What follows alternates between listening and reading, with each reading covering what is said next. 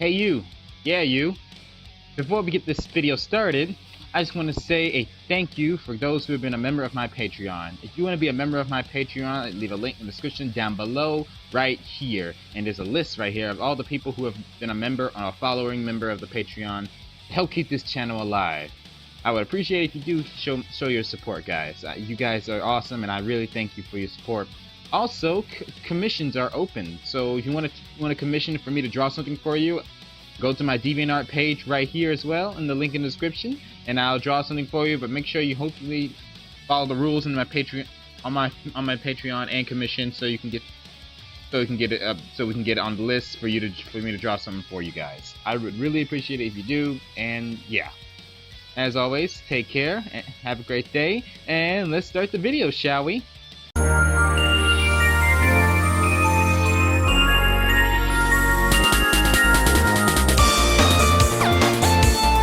What is up, YouTube? Frost the Hobidon here, and today I'm back with another reaction video for all of you, and this is another video request, StoryTeller's Fallout Season 1, Episode 5, The Enclave. If you haven't checked out the original video, I'll leave a link in the description down below, so go check it out for yourself. I'll wait for you guys. Just check the description right in here. Alright, you came back? Okay, like I said, we're back with some more Fallout storytelling. We're going to be listening to it, and it was requested on Patreon by the same guy, Punzel. So, I remember episode 4, they had the metal men soldiers. So the Enclave is going to be a very new topic, and it's quite interesting. The Fallout series. This is 11 minutes and 7 seconds long. So let's get on to it. Like I said, thank you. If you want to show some more support, leave a like, comment, and subscribe. For the rest of the video, hit that notification bell for more videos to be up along the way. And now, without that said, let's get on to it. 3, 2, 1, go. You've experienced the Fallout series in your own way, but want to learn more about its story. Yeah. Well, to get to the heart of the story, you have to go back to the beginning. Okay then.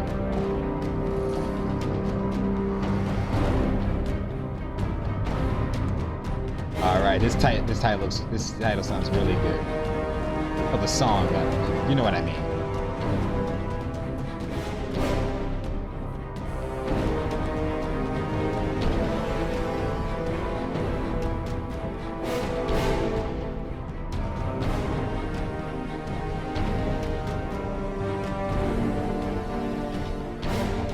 All right, I'm looking forward to see what you have next. As far as anyone knows, this wasteland is the best damned wasteland in the world. Really now? When America and China went head-to-head 200 years ago. Both sides launched everything they had, and most people assume that China was blasted back to the Stone Age. The only way to know for sure is to jump in a boat and paddle across the ocean. So folks just assume that China, Europe, Canada, and the rest of the world got hit at least as bad as America did. Okay. People look out at this land, and some of them just know in their hearts that it's the garden spot of the whole world. Maybe that's why we can't go more than a few decades without someone trying to take over the place. When humanity was just beginning the struggle to rebuild after the war, there was no sign of the government helping out.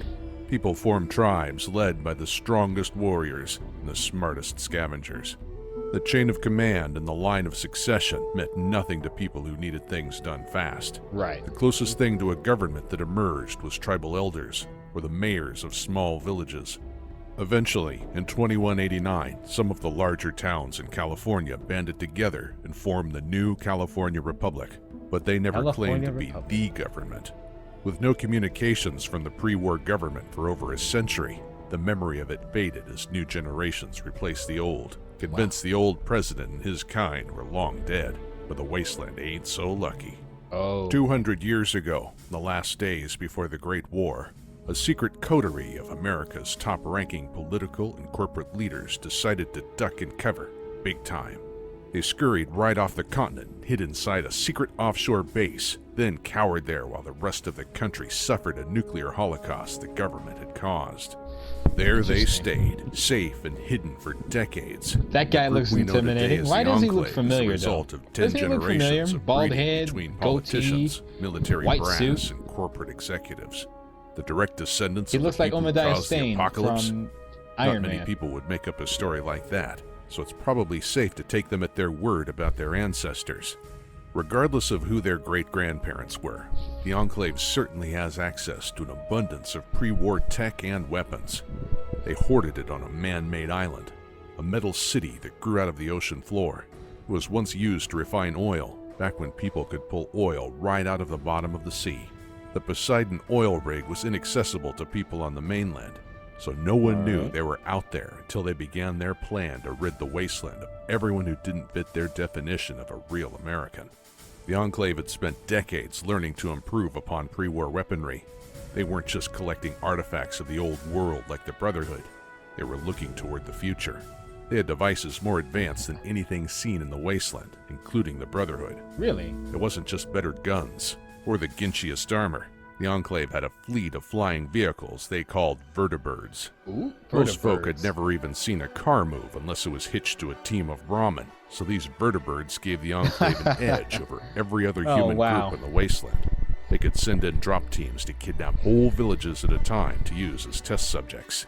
They could suddenly appear at remote locations, then just as quickly disappear. Most importantly, they could travel to and from their offshore base secure in the knowledge that no one could follow. Wow, Well, that almost is... no one. That's There was that's- a person that's back impressive. then who seemed to have a knack for getting vehicles up and running again. People That's- who lived yeah, in the it's- dens it's swear like that up in and Fallout. down that somewhere around 2242, they saw a person in a vault jumpsuit driving around in an old Christless highwayman, the big green mutant taking up the entire back seat, and a cyborg dog poking his nose out the window. That's a sort of tall tale that would be easy to dismiss, but it happened in the same year someone managed to get a ship seaworthy again. They sailed that tanker right out into the ocean Oh, yeah, in the Enclave's base and took them the down. people who knows what they're Stories doing, like they can that, get stuff they fill a working. body with hope. Maybe with enough work, we could all be driving around in pre-war cars, living the good life. Oh, yeah. In a way, that sort of hope for the future was what the Enclave wanted. And they got it at the cost of their own lives. Their ambition was their downfall. They weren't content to live out their lives in prosperity. They had to take back their country from the people they viewed as subhuman. To do so, the Enclave engaged in the sort of daredevil science that brought about the end of the Great War. They engineered a virus tailored for genocide, performed inhuman experiments, and even took to playing God by creating a species of intelligent death claws. That never ends just like well. their ordinary brethren. That were never giant ends well, trust beasts me. that could rip a man in half. I've seen Smart people enough to do it think before. like you and me, and even mimic human speech. But even death claws were nothing when compared to the Enclave's deadliest creation. A man named Frank. Frank? It's hard to say just what Frank Horrigan was. People who saw him in person tended to die quickly and gruesomely. Look, everybody watch out for At some point, Frank. he must have been a man, a brutal killer, but still human. When the Enclave discovered the old Mariposa military base and the forced evolutionary virus bats within, Horrigan was exposed by accident. He was among the first of a new generation of super mutants created years after the Master's downfall.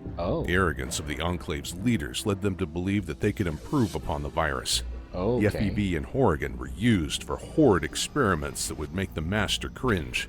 When they could learn no more from his suffering, the Enclave turned Frank into their most devastating soldier, a mutated cybernetic terror encased in their finest power armor.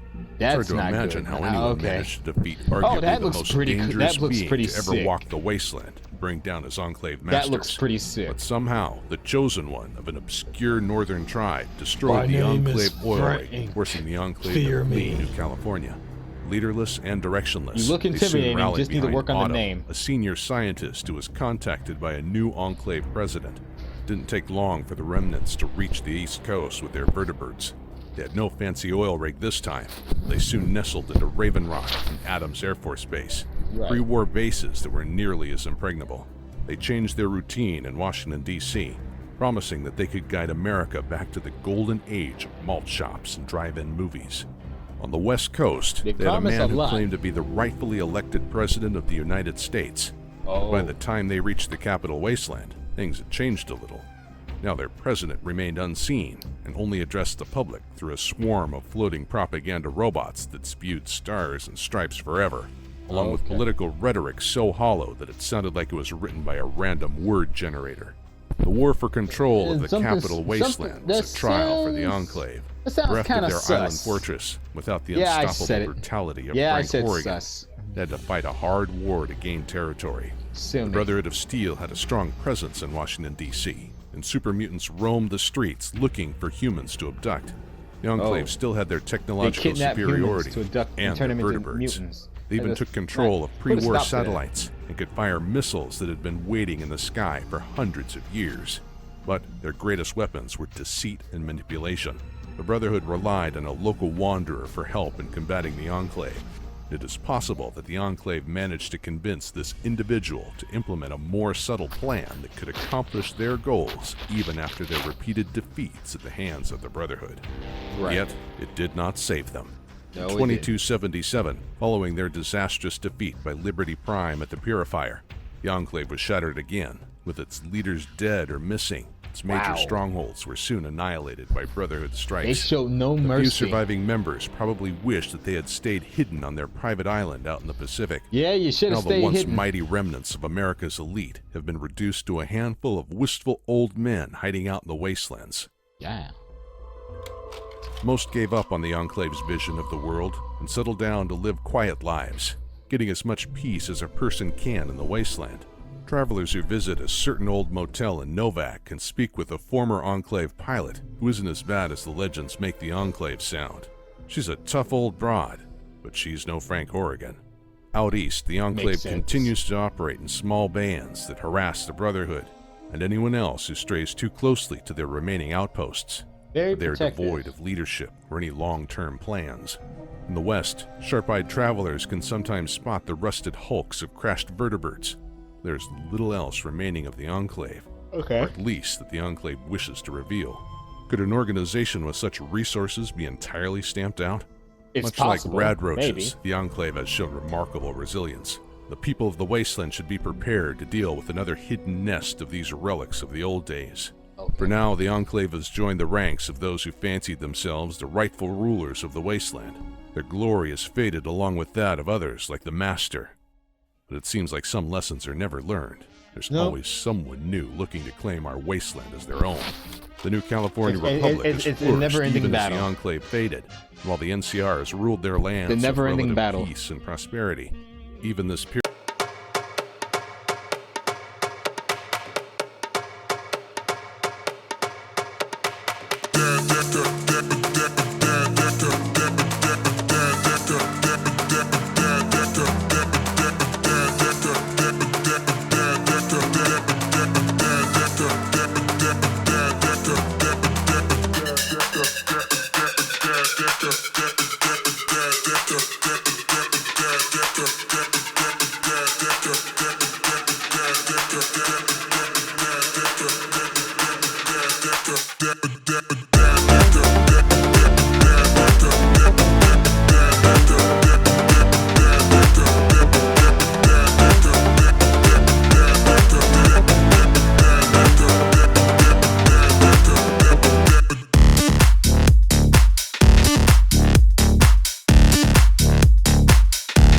Thank you guys for watching. I hope you enjoyed this little reaction video. Leave a like, comment, and subscribe for more. What were your thoughts? Let me know in the comments down below, and hit that notification bell to be notified for more videos in the future. As always, take care, have a great day, be safe, and most importantly, stay frosty and stay healthy out there. Catch you all later. Make sure to wash your hands and make sure to get vaccinated so we can beat this pandemic. He's an asshole.